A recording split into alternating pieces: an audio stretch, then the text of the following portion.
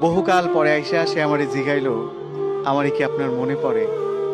বহুকাল পরে আইসা সে আমারে জিগাইলো, আমারে কি আপনার মনে পড়ে? আমি হাসির আড়ালে দুঃখ লুকায়া কইলাম, শুধু মনে পড়ে না, আপনার জন্য আমার মনও পড়ে। আমাকে বলে নাই, কিন্তু আমি অসংখ্য মানুষকে বলেছি। আমি সেই জন্য একটা কবিতাও লিখেছিলাম যে আমারে ভুইলা যায়েন না, ভুল কইরাও যদি ভুইলা যান, আমি জানলে কষ্ট পাবো।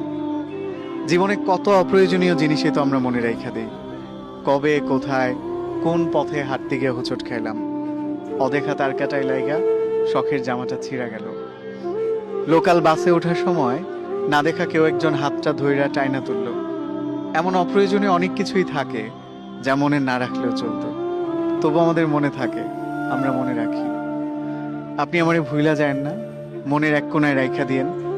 ফুল হয়ে যাওয়া ফোনের স্টোরেজের মতো, যদি কখনো মনের মেমরি পরিপূর্ণ হয়ে যায়, যদি স্টোরেজের প্রয়োজনে কোনো কিছু ডিলিট করা লাগে, আপনি অন্য কিছু ডিলিট করেন, তবুও আমারে থাকতে দিয়েন মনে, যত্নে রাখেন কিংবা অযত্নে।